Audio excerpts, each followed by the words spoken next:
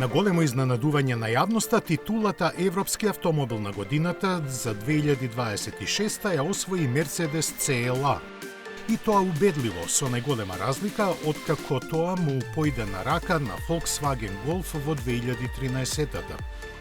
Германскиот модел беше примарен избор на 22 од вкупно 59 членови на жирито, составено од автомобилски новинари кои имаат право да распределат 25 бода на најмалку 5 финалисти, максимално 10-1.